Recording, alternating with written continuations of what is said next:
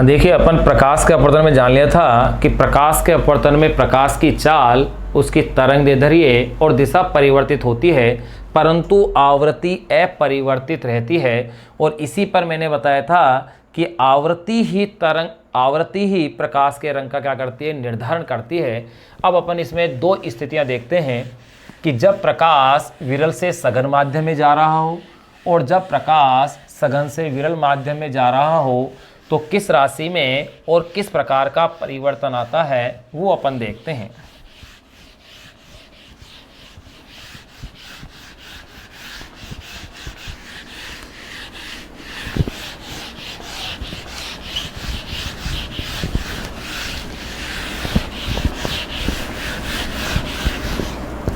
तो देखिए, दो स्थितियों का जिक्र कर रहे हैं। नंबर 1,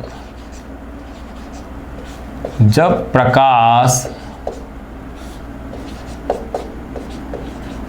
विरल से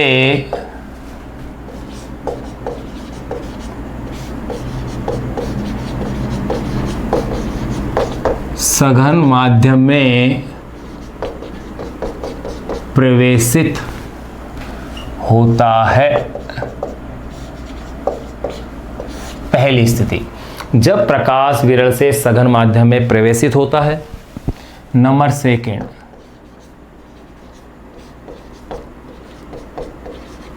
जब प्रकाश सघन से विरल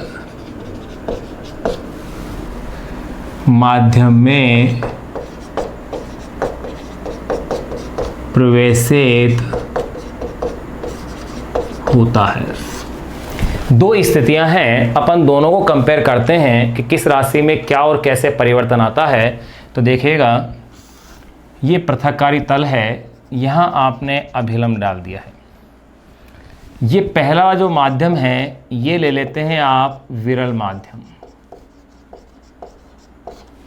और ये ले लिया है सघन माध्यम। अगर विरल माध्यम के रूप में मैं अगर इसे वायु लेता हूं तो मान लिया मैंने ये पानी है। इसी तरह से यहाँ देखिए, ये पृथककारी तल हो गया, ये अभिलंब ले लिया है आपने, एन एंड एस। यहाँ पहला माध्यम ले लेता हूं मैं सघन माध्यम, जो कि ले लेते हैं अपन पानी या कांच, कुछ भी हो सकता है। यहाँ लेते हैं आप विरल माध्यम, मान लिया वो विरल माध्यम क्या है, वायु है। अब देखिए, ये है पृथककारी तल, दोनों माध्यमों को पृथक करने वाला तल, पृथककारी तल।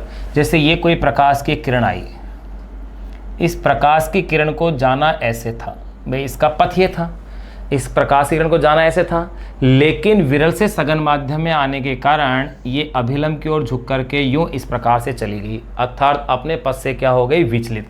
तो देखिए, ये आपतित किरण, ये अभिलंब, इनके मध्य का ये जो कोण है, ये कोण तो हो गया है आपतन कोण, और अभिलंब और अपवर्तित किरण के मध्य का ये जो कोण है, ये कोण हो गया है अपवर्तन कोण स्मॉल r। यहाँ पर भी देखिए, ये मान लिया मैंने कोई प्रकाश की किरण ये आपतित हो रही है, इस प्रकाश की किरण को जाना ऐसे चाहिए था, क्योंकि अपन ये मानते हैं कि प्रकाश का संचरण सरल रेखीय पथ के अनुदिश होता है। लेकिन यहाँ पहला माध्यम विरल है और दूसरा माध्यम क्या है, पहला माध्यम साघन है और दूसरा माध्यम विरल है, तो ये अभिलंब से दूर हटेगी। ये अभिलंब रहा, जाने का पथ इसका ये होना चाहिए था, लेकिन ये अभिलंब से दूर हट करके इस प्रकार से ये प्रकाश की किरण चल देगी। तो इसमें आप क्या देख रहे हैं कि आपतित किरण और अभिलंब के मध्य ये जो कोण बन रहा है, ये हो गया आपतन कोण I और ये कोण हो गया है अपवर्तन कोण R। यहाँ अपन ने ये चीज़ देख ली है। अब इसके कॉन्सेप्टों को अपन कंपेयर करते हैं। मान लिया मैंने इस माध्यम में वेग v1 है और इस माध्यम में वेग क्या है, v2 है, या यूँ कह दें इस माध्यम में प्रकाश की चाल v1 है और इस माध्यम में प्रकाश की चाल v2 है। इसमें प्रकाश की तरंगदैर्ध्य λ1 है, इसमें λ2 है। इसके अंदर प्रकाश की आवृत्ति ν1 है और इसमें ν2 है। इसी प्रकार अपन इधर भी लिख सकते हैं कि इस माध्यम में प्रकाश की चाल v1 है और इस माध्यम के अंदर v2 है। इस माध्यम के अंदर तरंग दैर्ध्य λ1 है और इसमें λ2 है और इसमें आवृत्ति ν1 है और इसमें आवृत्ति ν2 है। तो देखिए क्या संबंध आता है, यहाँ पहला माध्यम विरल है और दूसरा माध्यम सघन है, यानी विरल माध्यम में प्रकाश की चाल ज़्यादा होती है और सघन माध्यम में कम होती है। तो स्पष्ट से यूँ कहा जा सकता है कि v1 इज़ ग्रेटर देन क्या होगा, v2 होगा। जहाँ वेग अधिक होगा तो वहाँ तरंग दैर्ध्य भी अधिक होगी, यानी कि λ1 इज़ ग्रेटर देन λ2 होगी। इसी तरह से, लेकिन ध्यान रहे मैंने क्या कहा कि प्रकाश के अपवर्तन में आवृत्ति अपरिवर्तित रहती है, अर्थात आवृत्ति में कोई परिवर्तन नहीं आता। तो इसका मतलब ν1 = ν2 होगा। और अगर कोण की बात करें तो देखें ये अभिलंब की ओर झुकिए, यानी आपतन कोण की तुलना में अपवर्तन जो कोण होगा वो छोटा होगा। तो यूँ कह सकते हो I is greater than R होगा। ये अपने पास ये कुछ कॉन्सेप्ट अपन ने इसमें जान लिए हैं, जो कि ऑब्जेक्टिव या वन वर्ड जो क्वेश्चन है उसके रूप में ये बहुत अच्छे अप्लाई होंगे। फिर इधर देखें आप, यहाँ पर अपन देखें पहला माध्यम सघन है, यानी पहला माध्यम सघन है और दूसरा माध्यम विरल है। तो अपन जानते हैं कि विरल माध्यम में चाल ज़्यादा होती है, यानी v1 इज़ लेस देन क्या होगा, v2 होगा। इसी तरह से λ1 इज़ लेस देन λ2 होगा, लेकिन ν1 = ν2 होगा। और अगर अपन एंगल की बात करें तो यहाँ आप क्या देख रहे हैं कि प्रकाश की किरण अभिलंब से दूर हट रही है, प्रकाश की किरण अभिलंब से दूर हट रही है, अर्थात R का मान I से क्या होगा, ज़्यादा होगा। तो I is less than R होगा। ये कॉन्सेप्ट अपन ने इसके अंदर जान लिया है। तो देखिए प्रकाश के अपवर्तन में मैंने क्या बताया कि प्रकाश की किरण का एक माध्यम से दूसरे माध्यम में प्रवेशित होने पर पृथककारी तल पर उसकी दिशा में परिवर्तन की क्रिया को प्रकाश का अपवर्तन कहते हैं। प्रकाश के अपवर्तन में प्रकाश की चाल, प्रकाश की तरंग दैर्ध्य और प्रकाश की दिशा परिवर्तित हो जाती है, लेकिन एंगल देख लो चेंज हो रहा है, लेकिन आवृत्ति अपरिवर्तित रहती है। प्रकाश की आवृत्ति को अपन न्यू से शो कर रहे हैं, लेकिन आवृत्ति अपरिवर्तित रहती है। जब प्रकाश विरल से सघन माध्यम में जाता है तो अपवर्तन के पश्चात अभिलंब की ओर झुकता है और सघन से विरल माध्यम में जाने पर अभिलंब से दूर हटता है। यही घटना प्रकाश का अपवर्तन है, जिसमें अपन ने ये कॉन्सेप्ट जान लिए हैं। अब अपन जानते हैं प्रकाश के अपवर्तन के नियम। तो देखो ये जो डायग्राम अपन ने बनाया है, ये जो चित्र है, इसमें से वन वर्ड जो क्वेश्चन है, एक एक लाइन के जो छोटे जो 13 क्वेश्चन आते हैं अपने बोर्ड के एग्जाम में, वो क्वेश्चन इजीली बहुत अच्छे बनते हैं अगर ये याद है तो। क्वेश्चन कैसे बन जाएं कि प्रकाश पानी से कांच में प्रवेशित हो रहा है तो उसकी तरंग दैर्ध्य पर क्या प्रभाव पड़ेगा, उसकी तरंग दैर्ध्य पर क्या प्रभाव पड़ेगा, बढ़ेगी, घटेगी, अपरिवर्तित रहेगी, क्या रहेगी, ये अपन से इसके अंदर पूछा जा सकता है। तो अब देखिए, अब इस पर बेस अपन एक क्वेश्चन कर लें।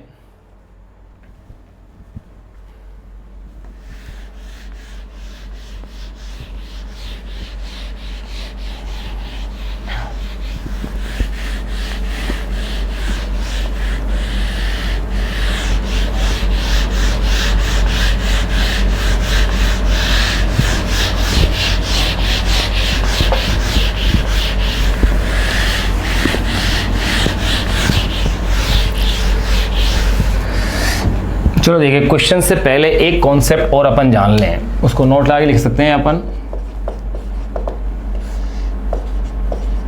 यदि I = 0 हो तो I = क्या हो, 0 हो, यानी कि यूँ कह सकते हैं आपतन कोण का मान क्या हो, 0 हो। यानी दो स्थितियाँ, चलो इसे अपन बाद में लिख लेंगे कि, लेकिन जान तो लें, अगर आपतन कोण अभिलंब के साथ ही आ रहा है, आपतन कोण अभिलंब के साथ ही आ रहा है, यानी आपतन कोण का मान 0 है, अर्थात तल के लंबवत है, तो ऐसी स्थिति के अंदर भी अपवर्तन की घटना अपन को देखने की नहीं मिलती है।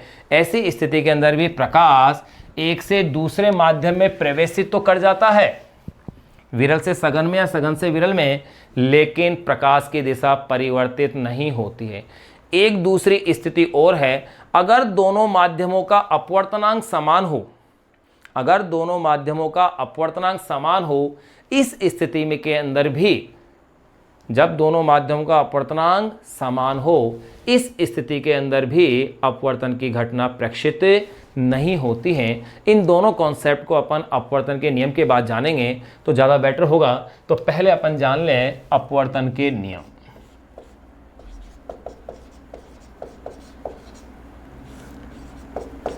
देखिएगा अपवर्तन के नियम। अपवर्तन के नियम क्या है? नंबर 1, पहला नियम आपने देखा कि दोनों ही चित्रों की स्थितियों में आपने देख लिया कि आपतित किरण, अपवर्तित किरण और अभिलंब, आपतित किरण, अपवर्तित किरण और अभिलंब तीनों एक ही तल में होते हैं। तो एक नियम तो ये बन गया। नंबर 1, आपतित किरण, अपवर्तित किरण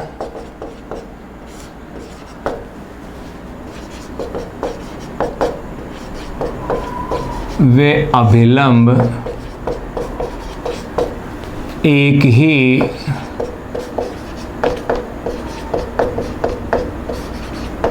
तल में होते हैं। आपतित किरण, अपवर्तित किरण वे अभिलंब एक ही तल में होते हैं।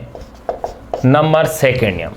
सेकेंड नियम क्या है कि आपतन कोण की ज्या, ज्या से मतलब होता है साइन, और अपवर्तन कोण की ज्या। तो देखो आपतन कोण की ज्या, आपतन कोण क्या है? आई, तो उसकी ज्या क्या हो गई? साइन आई। और अपवर्तन कोण क्या है? आर, तो उसकी ज्या, ध्यान रहे ज्या का मीन्स है साइन। स्पर्श ज्या, इसका मीन्स होता है टेन। और एक आता है कोस ज्या, इसका मीन्स होता है कोस। तो ये आपको ध्यान रखना है। तो आपतन कोण की ज्या यानी कि साइन आई और अपवर्तन कोण की ज्या यानी कि साइन आर, इन दोनों का अनुपात एक स्थिरांक होता है। आपतन कोण की ज्या और अपवर्तन कोण की ज्या का अनुपात एक स्थिरांक होता है, जिसे दूसरे माध्यम का पहले माध्यम के सापेक्ष अपवर्तनांक कहते हैं। क्या बताया मैंने? आपतन कोण की ज्या वे अपवर्तन कोण की ज्या का अनुपात एक स्थिरांक होता है, जिसे दूसरे माध्यम का पहले माध्यम के सापेक्ष अपवर्तनांक कहते हैं, जिसको इस तरह से उल्टा पढ़ा जाता है μ21, यानी दूसरे माध्यम का पहले माध्यम के सापेक्ष अपवर्तनांक। कैसे ध्यान रखें? देखो यहाँ दूसरा माध्यम, ये अगर प्रकाश वायु से पानी में प्रवेशित हो रहा है, प्रकाश वायु से पानी में यानी एयर टू वाटर आ रहा है, प्रकाश वायु से पानी के अंदर अगर आ रहा है तो मैं कहूँगा पानी का वायु के सापेक्ष अपवर्तनांक, यानी दूसरा माध्यम क्या हो गया है? पानी। और अगर प्रकाश पानी से वायु में आ रहा है, वाटर टू एयर, तो दूसरा माध्यम कौन बन गया? एयर, यानी कि एयर का वाटर के सापेक्ष अपवर्तनांक आ जाएगा, यानी वायु का पानी के सापेक्ष। अगर प्रकाश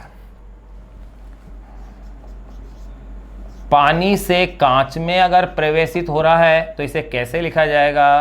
कांच का, जी यानी ग्लास, यानी कांच, कांच का पानी के सापेक्ष अपवर्तनांक। और अगर प्रकाश वायु से कांच में आ रहा है तो ऐसी स्थिति में इसे लिखा जाएगा कांच का वायु के सापेक्ष अपवर्तनांक। तो ये चीज़ें ध्यान रखनी है आपको। तो मैंने क्या बताया कि प्रकाश के अपन अपवर्तन के नियम जान रहे थे, उसमें जो पहला नियम अपन ने जाना वो ये था कि आपतित किरण, अपवर्तित किरण और अभिलंब एक ही तल में होते हैं। दूसरा नियम आपने ये जाना कि आपतन कोण की ज्या यानी कि साइन आर व अपवर्तन कोण की ज्या यानी साइन आर का अनुपात एक स्थिरांक होता है, जिसे दूसरे माध्यम का पहले माध्यम के सापेक्ष स्थिरांक कहते हैं, या दूसरे माध्यम का पहले माध्यम के सापेक्ष अपवर्तनांक कहते हैं। इसमें ध्यान रहे, अगर एक माध्यम वायु या निर्वात है तो इसे सापेक्ष अपवर्तनांक ना कह करके केवल अपवर्तनांक या निरपेक्ष अपवर्तनांक भी कह देते हैं। तो देखिए सेकंड नियम क्या है। तो पहला अपन ने जान लिया आपतित किरण, अपवर्तित किरण वे अभिलंब एक ही तल में होते हैं। दूसरा नियम, आपतन कोण की ज्या। आपतन कोण की ज्या का मतलब हो गया है साइन आई। वे अपवर्तन कोण की ज्या यानी कि साइन आर का अनुपात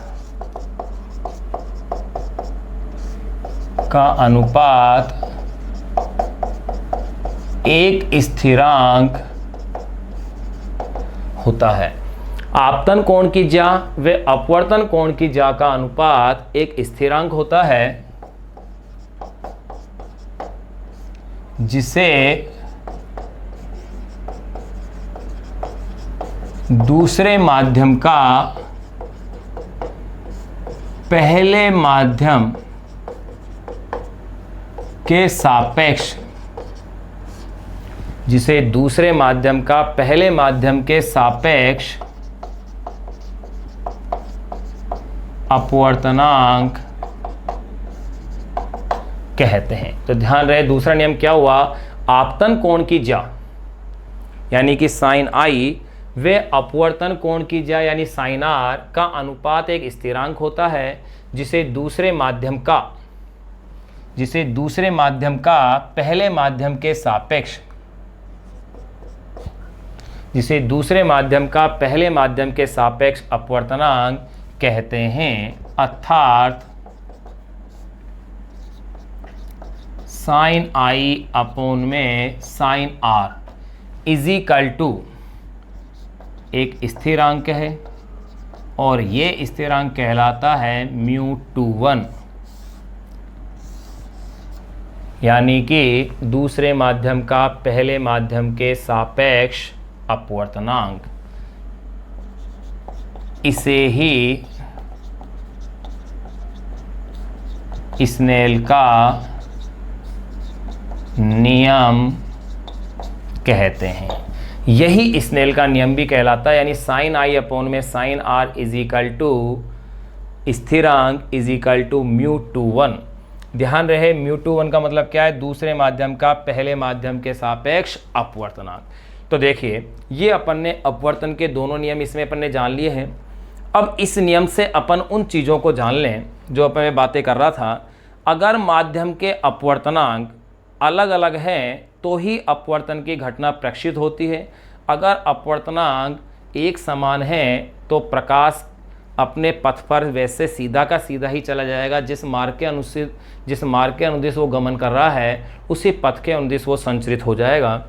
लेकिन एक और, अगर आपतन कोण का मान 0 डिग्री है यानी अभिलंब के साथ ही आपतन कोण है, अर्थात प्रकाश लंबवत आपतित हो रहा है, तो अपवर्तित किरण भी उसी पथ पर वापस वो की वही रहेगी, यानी दूसरे माध्यम में प्रकाश चला जाएगा लेकिन अपने पथ से वो विचलित नहीं होगा, क्योंकि I का मान 0 होगा तो R का मान भी क्या होगा, 0 होगा। तो देखिए यहाँ अपन इस चीज़ को लिख सकते हैं। पहला पॉइंट या पूरे एक ही पॉइंट के रूप में लिख देते हैं। यदि I बराबर 0 तो R बराबर 0। यदि आपतन कोण 0 डिग्री है तो अपवर्तन कोण भी क्या होगा, 0 डिग्री होगा।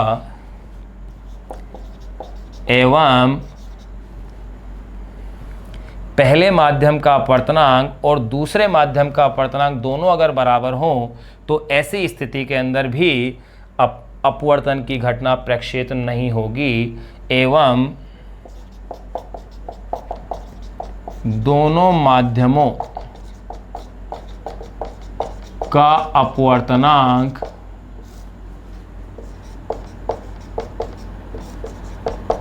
समान हो तो भी, तो ध्यान रहे यदि I1 बराबर 0 डिग्री तो R बराबर भी 0 डिग्री होगा। एवं दोनों माध्यमों का अपवर्तनांक समान हो तो भी प्रकाश बिना दिशा परिवर्तन के बिना दिशा परिवर्तन के एक से दूसरे माध्यम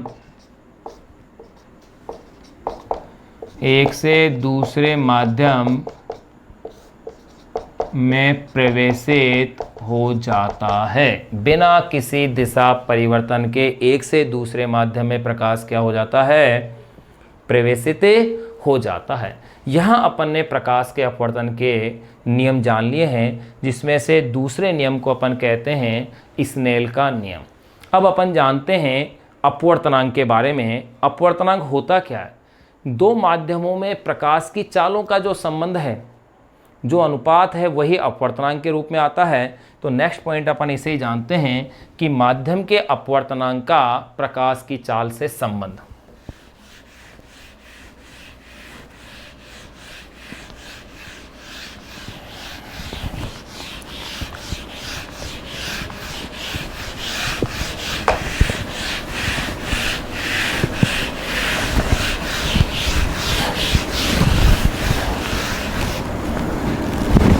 तो देखिएगा नेक्स्ट टॉपिक,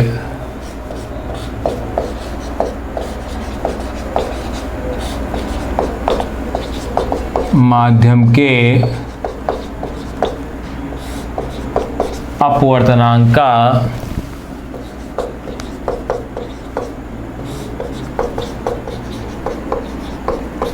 प्रकाश की चाल से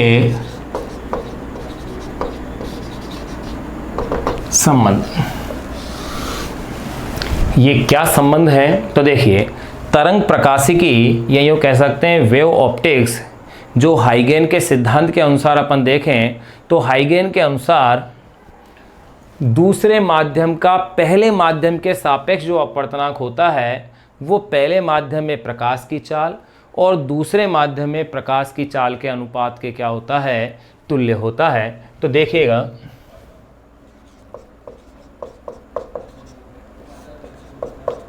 हाइगेन के अनुसार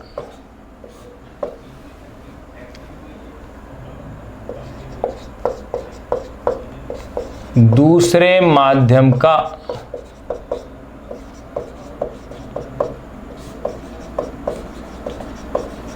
पहले माध्यम के सापेक्ष, हाइगेन के अनुसार, हाइगेन साइंटिस्ट का नाम है, हाइगेन के अनुसार दूसरे माध्यम का पहले माध्यम के सापेक्ष अपवर्तनांक, दूसरे माध्यम का पहले माध्यम के सापेक्ष अपवर्तनांक, जिसे कि आप μ21 कह रहे हैं, पहले माध्यम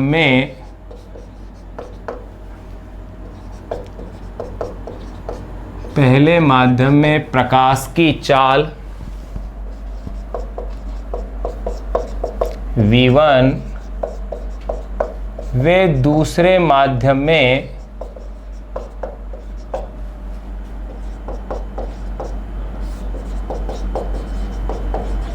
प्रकाश की चाल V2 के अनुपात के तुल्य होता है। तो देखिए, मैंने क्या कहा कि हाइगेन के अनुसार दूसरे माध्यम का पहले माध्यम के सापेक्ष अपवर्तनांक μ21, पहले माध्यम में प्रकाश की चाल V1 वे दूसरे माध्यम में प्रकाश की चाल V2 के अनुपात के तुल्य होता है। अर्थात μ21 = V1 अपॉन में V2, यानी कि पहले माध्यम में प्रकाश की चाल अपॉन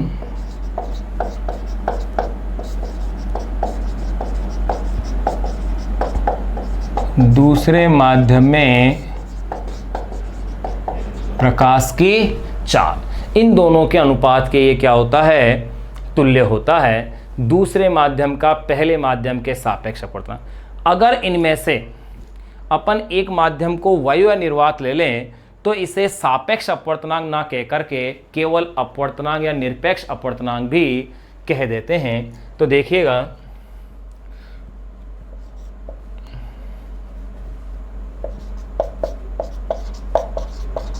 निरपेक्ष अपवर्तनांक यानी यूँ कह सकते हैं किसी माध्यम का जो निरपेक्ष अपवर्तनांक होता है वो होता है वायु या निर्वात के सापेक्ष जो अपवर्तनांक होता है। जैसे यहाँ मैं कहता हूँ एक माध्यम कांच है और दूसरा पानी है, तो मैं क्या कहूँगा, कांच का पानी के सापेक्ष अपवर्तनांक, यानी एक माध्यम का दूसरे माध्यम के सापेक्ष।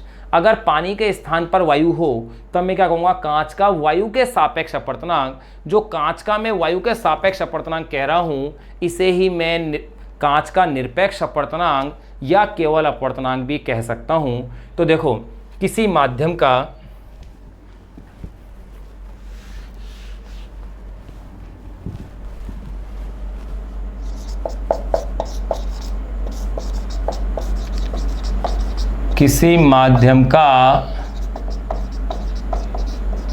अपवर्तनांक या इसे कह सकते हैं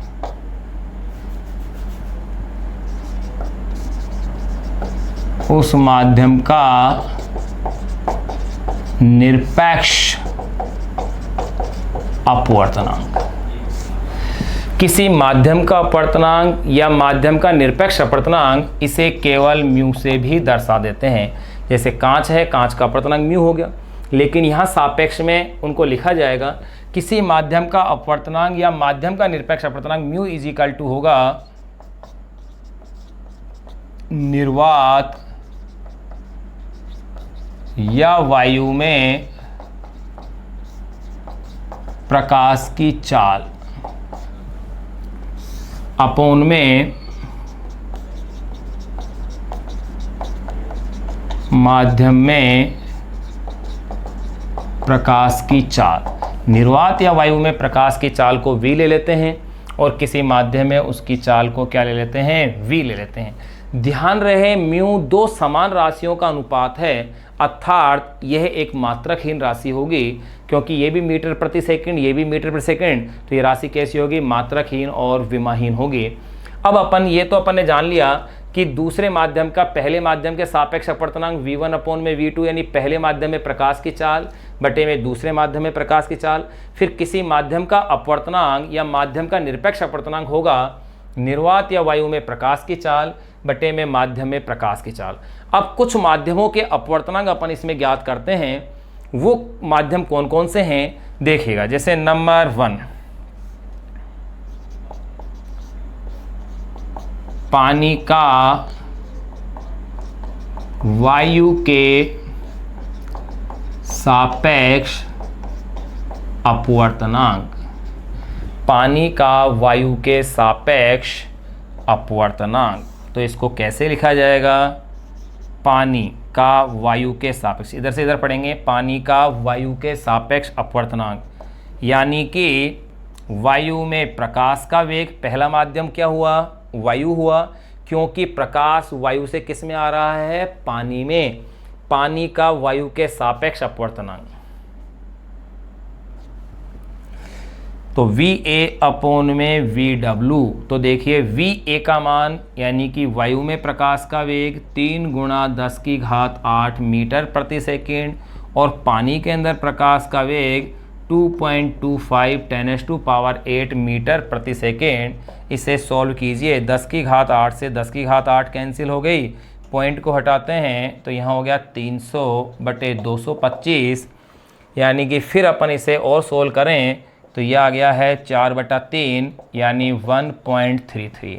ध्यान रहे पानी का वायु के सापेक्ष अपवर्तनांक 1.33 है। इसमें पहला माध्यम कौन है, वायु आ गई है या निर्वात आ गया है, यानी इसी को अपन क्या कह सकते हैं, पानी का अपवर्तनांक। क्योंकि माध्यम का अपवर्तनांक मैंने कहा किसी भी माध्यम का अपवर्तनांक या माध्यम का निरपेक्ष अपवर्तनांक, तो अपन यूँ कह सकते हैं इसे ही क्या कहेंगे आप, पानी का अपवर्तनांक।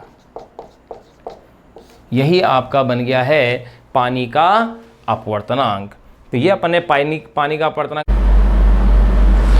देखिए, अपन जान रहे थे माध्यम के अपवर्तनांक का प्रकाश की चाल से संबंध। मैंने क्या बताया कि हाइगेन के अनुसार, या यूँ कह सकते हैं तरंग सिद्धांत के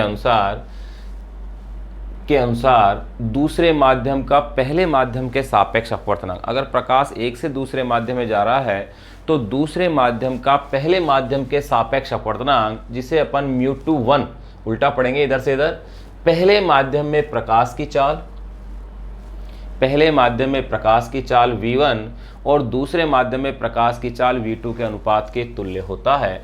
अर्थात μ2 is equal to v1 upon में v2, यानी पहले माध्यम में प्रकाश की चाल अपॉन में दूसरे माध्यम में प्रकाश की चाल। अगर इनमें से एक माध्यम निर्वात या वायु है तो इस स्थिति में इसे अपन सापेक्ष अपवर्तनांक ना कह के निरपेक्ष अपवर्तनांक या केवल अपवर्तनांक भी कह सकते हैं। अतः किसी माध्यम का अपवर्तनांक या माध्यम का निरपेक्ष अपवर्तनांक म्यू, इसे ओनली केवल म्यू से भी शो करेंगे, तो इसका मीन्स हो गया निर्वात या वायु में प्रकाश की चाल बटे में माध्यम में प्रकाश की चाल is equal to C upon में वी, जहाँ पर सी निर्वात में प्रकाश की चाल है और वी माध्यम में प्रकाश की चाल है। लेकिन अगर सापेक्ष कहा जाए तो तुलनात्मक रूप से आ जाता है। जैसे नंबर 1, पानी का वायु के सापेक्ष अपवर्तनांक अपन निकालें इस फॉर्मूले के अकॉर्डिंग, तो क्या से पढ़ेंगे, पानी का वायु के सापेक्ष अपवर्तनांक, पानी का वायु के सापेक्ष अपवर्तनांक is equal to v1 upon में v2, यहाँ va अपॉन में vw। अब देखिए, वायु में प्रकाश की चाल में लिखा चुका हूँ पहले 3 × 10⁸ मीटर पर सेकंड और पानी में 2.25 × 10⁸, तो ये कैंसिल किया, सोल्व किया तो ये 1.33।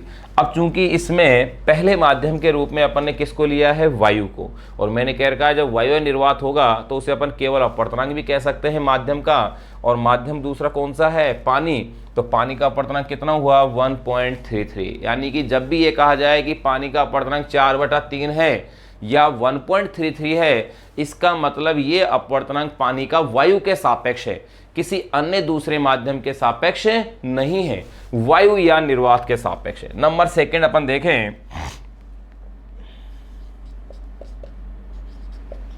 कांच का वायु के सापेक्ष अपवर्तनांक। अगर कांच का वायु के सापेक्ष अपवर्तनांक अपन देखते हैं, देखिए कांच का वायु के सापेक्ष अपवर्तनांक, तो ये इस तरह से आएगा μGa, कांच यानी ग्लास का वायु के सापेक्ष अपवर्तनांक, तो फॉर्मूला हो जाएगा Va अपॉन में Vg, यानी प्रकाश की वायु में चाल बटे में प्रकाश की कांच में चाल। वायु में प्रकाश की चाल वही 3 × 10⁸ मीटर प्रति सेकेंड और कांच में प्रकाश की चाल 2 × 10⁸, अर्थात 3/2 यानी 1.5। तो आप क्या कह सकते हैं, यहाँ पर भी वायु के सापेक्ष लिया गया है, तो आप कह सकते हैं ये हो गया है कांच का अपवर्तनांक।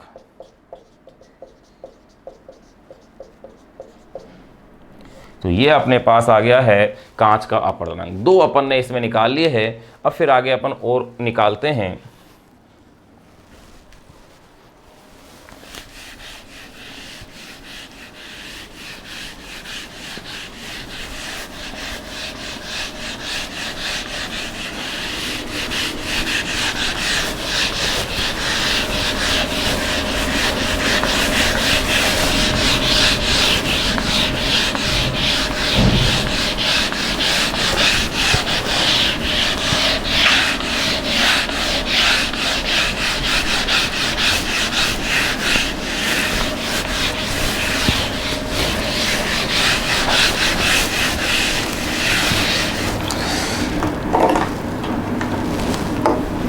तो देखिएगा, इन 2 केस में अपन ने देखा कि पानी का वायु के सापेक्ष अपवर्तनांक और कांच का वायु के सापेक्ष अपवर्तनांक, इन 2 स्थितियों में पहली स्थिति के अंदर तो प्रकाश वायु से पानी के अंदर आ रहा था और दूसरी स्थिति में प्रकाश वायु से कांच में आ रहा था।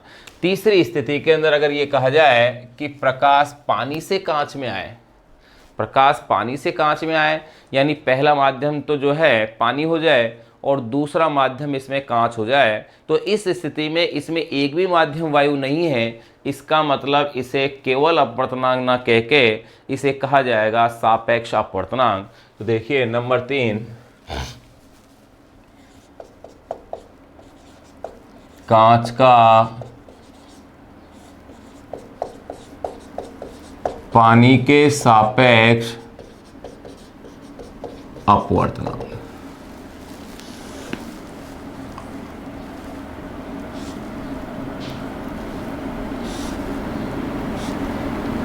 कांच का पानी के सापेक्ष अपवर्तनांक किस तरह लिखा जाएगा?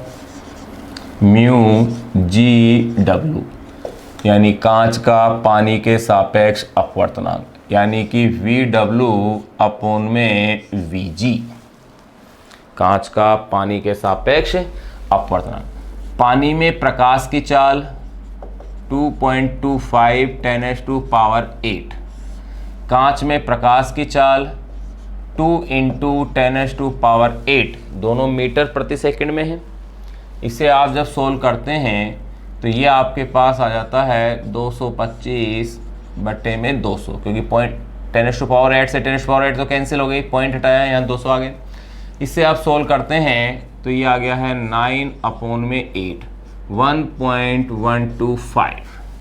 अर्थात कांच का पानी के सापेक्ष अपवर्तनांक। इसे केवल अपवर्तनांक नहीं कह सकते, इसे अपन कहेंगे कांच का पानी के सापेक्ष अपवर्तनांक, और जो हो रहा है 1.125, इतना अपने पास आ रहा है। अपन ने तीनों जो केस देखे, यानी कि जब प्रकाश वायु से पानी में आ रहा है, जब प्रकाश वायु से कांच में आ रहा है, या पानी से कांच में आ रहा है, तो इन तीनों स्थितियों में अपन ने एक चीज़ देखी, वो ये देखी कि अपवर्तनांक का मान 1 से अधिक आ रहा है।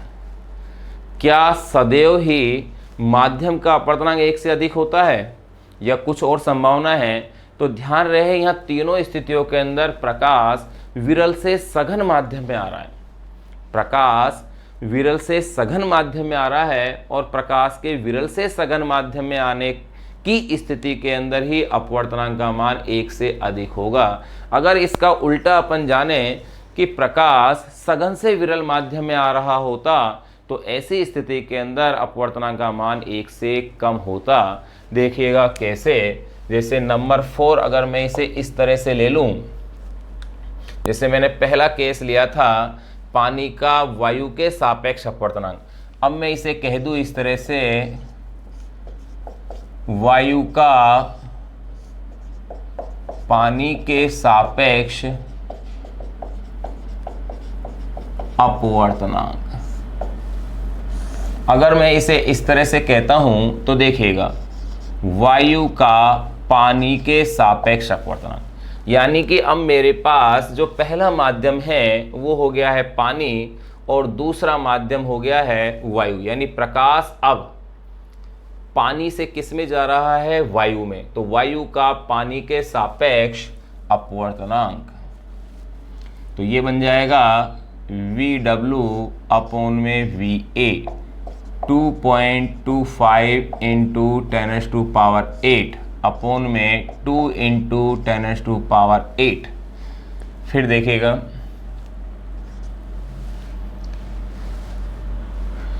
पानी के अंदर और वायु में प्रकाश की चाल होती है 3 × 10⁸8 और पानी में होती है 2.25, तो ये आपके पास हो जाएगा 225 अपॉन में 300।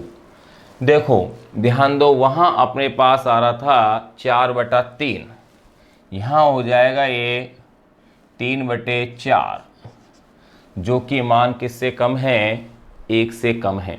3/4 यानी 0.75 हो गया, 0.75, जो कि मान 1 कम है। तो स्पष्ट हो गया कि जब प्रकाश सघन से विरल माध्यम में जा रहा है, यानी कि वायु का पानी के सापेक्ष, वायु का पानी के सापेक्ष।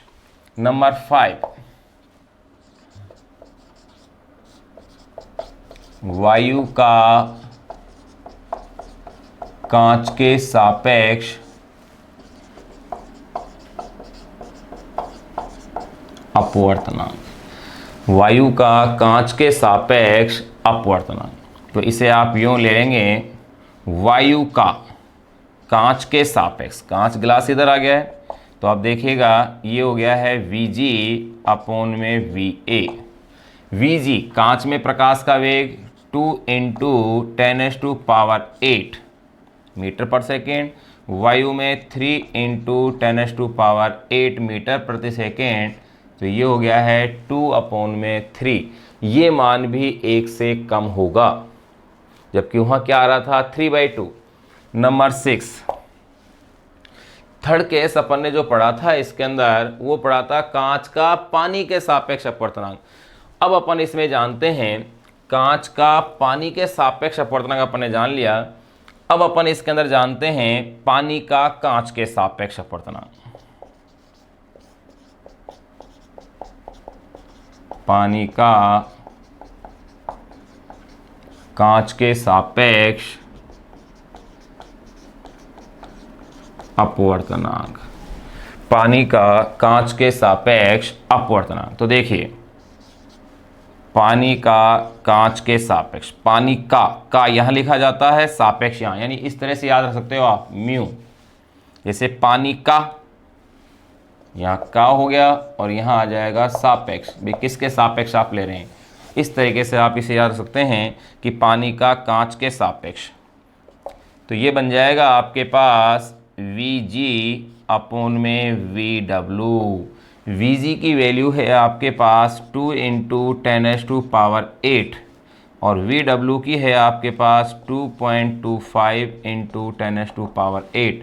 आप इसे सॉल्व कीजिएगा तो ये आपके पास जो वैल्यू आ जाएगी ये हो गया है 225।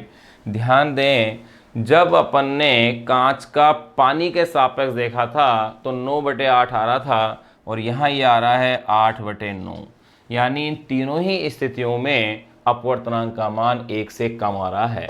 और इसे कैसे याद रख सकते हैं, यानी कि अपवर्तनांक म्यू इस तरह से हो जाएगा, का यहाँ लिखा जाए और यहाँ सापेक्ष। जैसे मैं कहता हूँ पानी का वायु के सापेक्ष, पानी का वायु के सापेक्ष। अगर मैं कहता हूँ पानी का कांच के सापेक्ष, पानी का कांच के सापेक्ष का और यहाँ सापेक्ष। मैं अगर कहता हूँ कांच का पानी के सापेक्ष, ये इस तरह से लिखा गया है कांच का पानी के सापेक्ष। तो यहाँ मैंने क्या देखा है कि इन तीनों ही स्थितियों के अंदर लास्ट की जो तीनों स्थितियाँ हैं वहाँ अपवर्तनांक का मान अपना 1 से कम आ रहा है, जबकि वहाँ 1 से अधिक है। तो आप इस तरह से इसे कह सकते हैं कि जब प्रकाश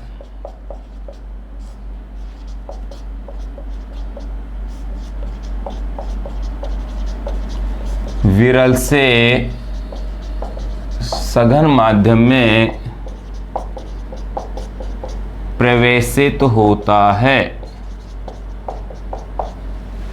तो अपवर्तनांक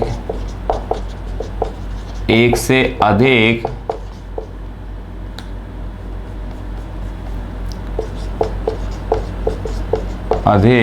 एवं सघन से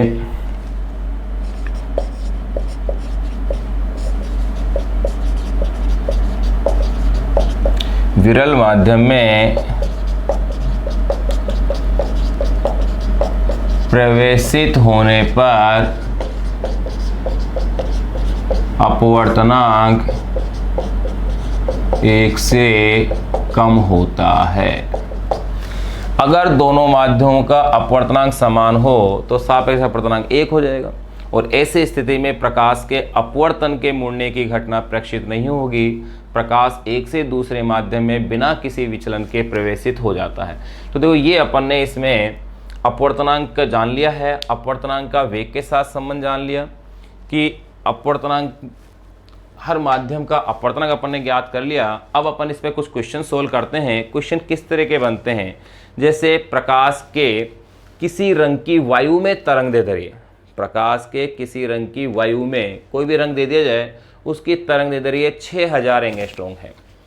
प्रकाश के किसी रंग की वायु में तरंग दैर्घ्य 6000 एंगस्ट्रॉम है, जो जल में 4500 एंगस्ट्रॉम हो जाती है। जो जल में कितनी हो जाती है, 4500 एंगस्ट्रॉम हो जाती है, तो जल में प्रकाश की चाल ज्ञात कीजिए, इस तरह से। तो देखिए उनको और अपन देखते हैं।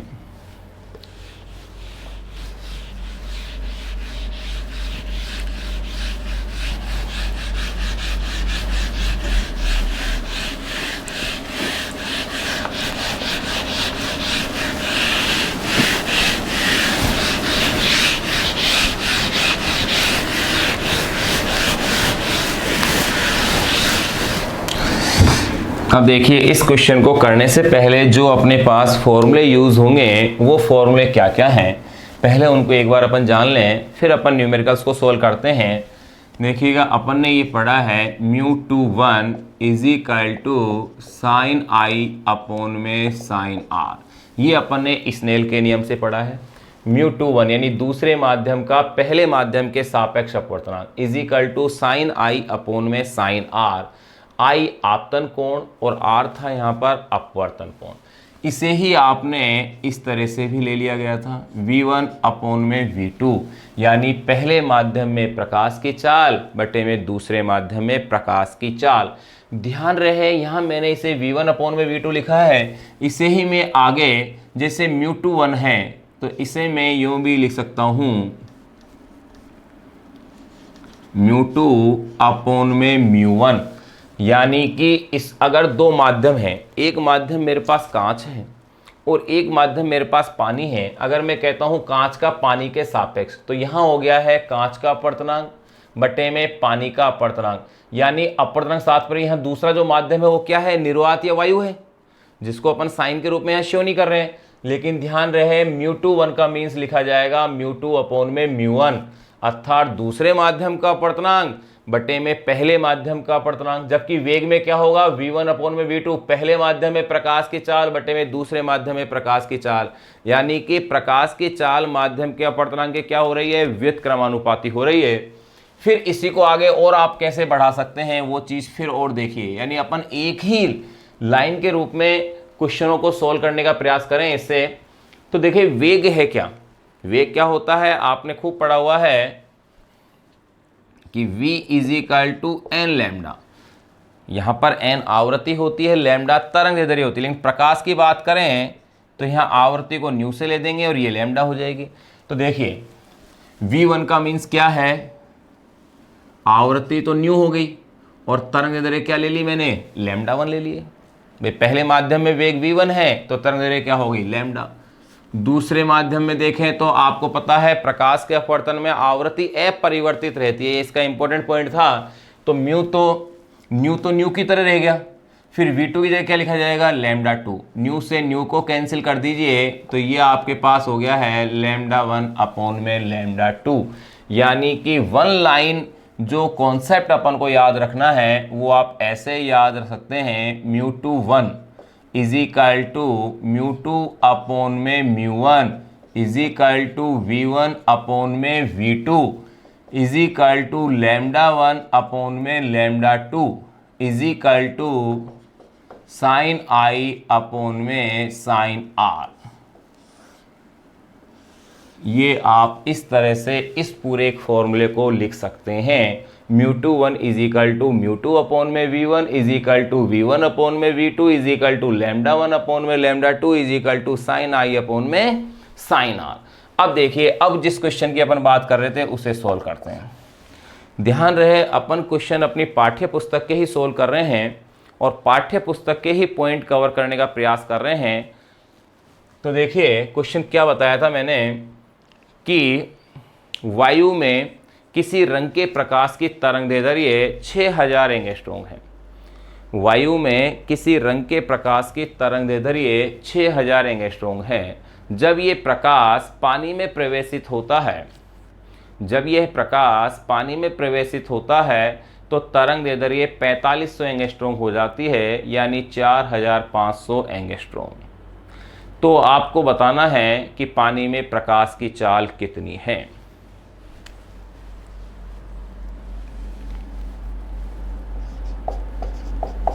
देखिए क्वेश्चन क्या है, प्रकाश के किसी रंग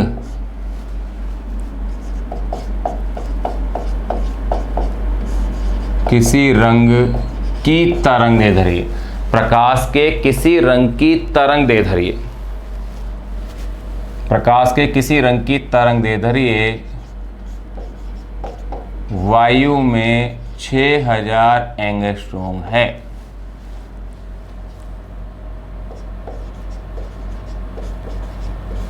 जब यह प्रकाश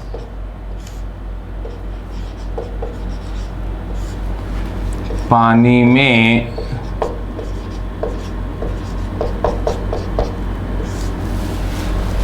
प्रवेशित होता है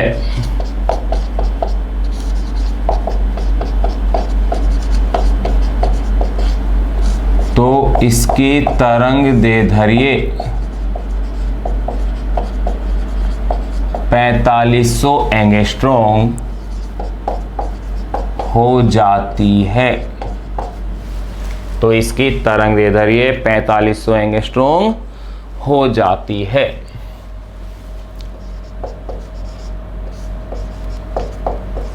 पानी में प्रकाश की चाल क्या है? ध्यान रहे, सवाल में पानी में प्रकाश की चाल को ये पूछ रहे हैं, लेकिन वायु में प्रकाश की चाल नहीं दी हुई है अपनी बुक के अंदर। लेकिन ध्यान रहे, ये अपन को याद ही रखना है कि निर्वात या वायु में प्रकाश की चाल 3 × 10⁸ मीटर प्रति सेकंड होती है। इस सवाल को दो तरीके से अपन सोल्व कर सकते हैं अगर मान दिए हुए हों तो उस आधार पर। तो पहले तो जो मान दिए हुए हैं उस आधार पर इसे आप सोल्व करके देखें। तो देखिए, आप क्वेश्चन में गौर करेंगे, प्रकाश के किसी रंग की तरंग दैर्ध्य वायु में 6000 एंगस्ट्रॉम है।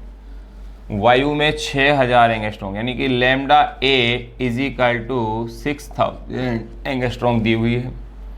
जब यह प्रकाश पानी में प्रवेशित होता है तो इसकी तरंग दैर्ध्य 4500 एंगस्ट्रॉम हो जाती है, 4500 एंगस्ट्रॉम हो जाती है जब ये पानी के अंदर प्रवेशित होता है। यानी कि प्रकाश की पानी के अंदर तरंग दैर्ध्य लैम्डा W 4500 एंगस्ट्रॉम हो जाती है।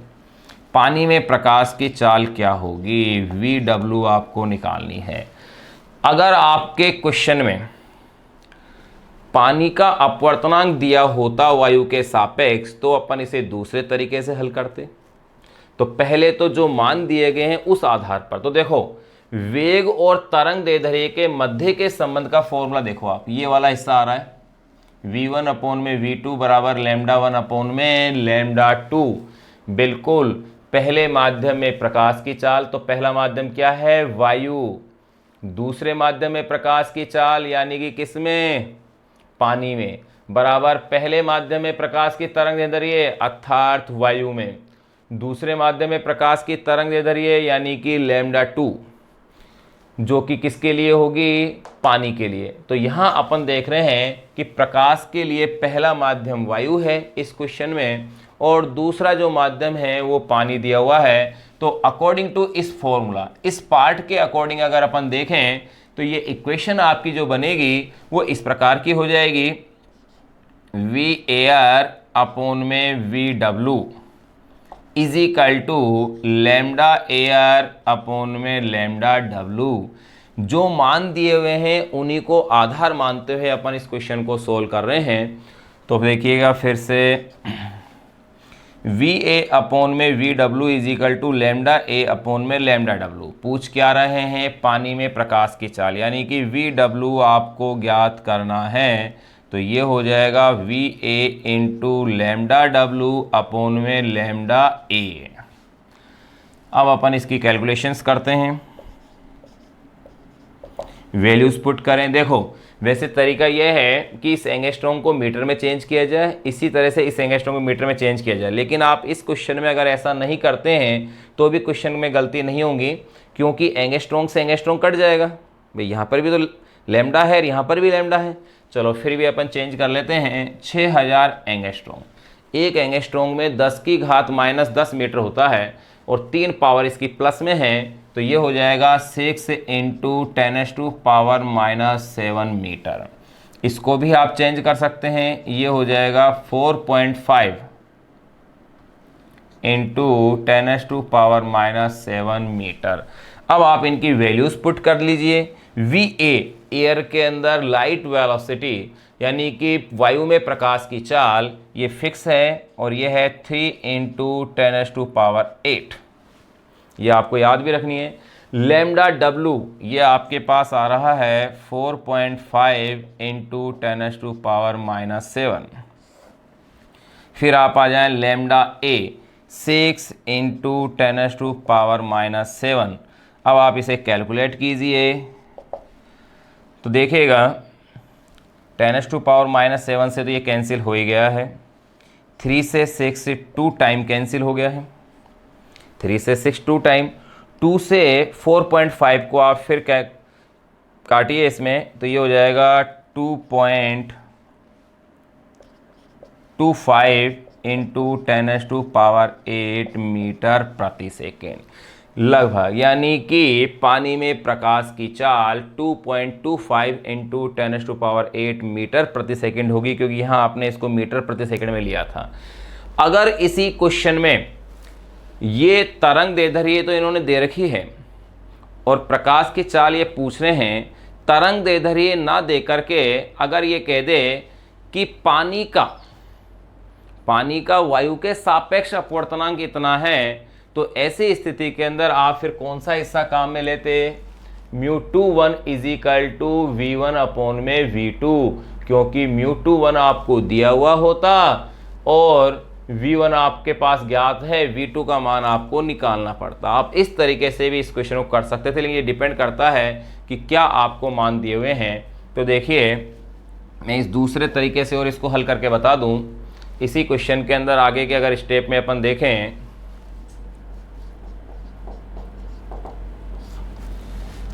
यदि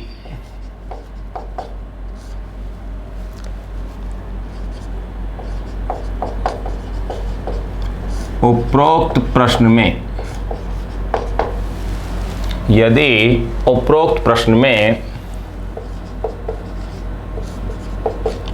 पानी का वायु के सापेक्ष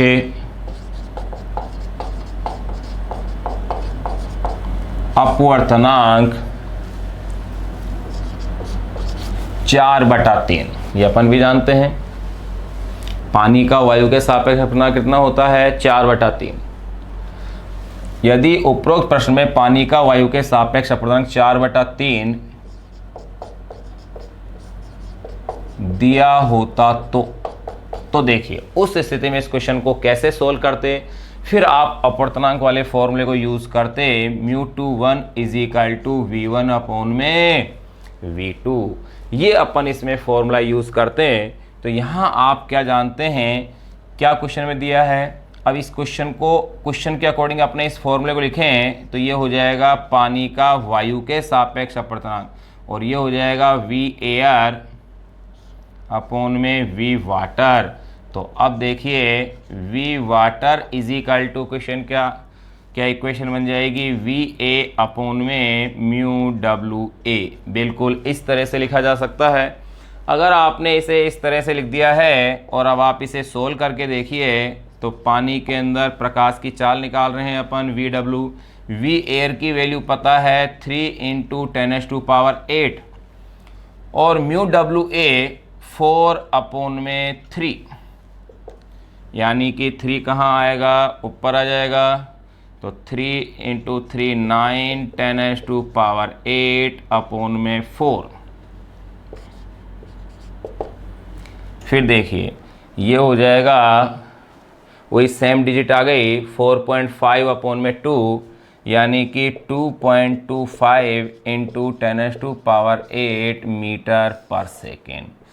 इस तरीके से भी इस क्वेश्चन को हल किया जा सकता है, लेकिन बोर्ड के एग्जाम में जो डेटा अपन को दिए गए हैं उसी के अकॉर्डिंग से सोल्व करना है। ऑब्जेक्टिव पैटर्न के अंदर तो आपको केवल आंसर लाने से मतलब है, प्रोसीजर क्या है, मेथड क्या है, उससे कोई मतलब नहीं है। लेकिन यहाँ अपन को इस चीज़ से ज़रूरत है, अगर ये डेटा इस रूप में दिए गए हैं, अपवर्तनांक का जिक्र नहीं किया है, तो अपन को इस तरीके से करना है। और अगर क्वेश्चन में अपवर्तनांक दिया होता तो फिर अपन क्वेश्चन को इस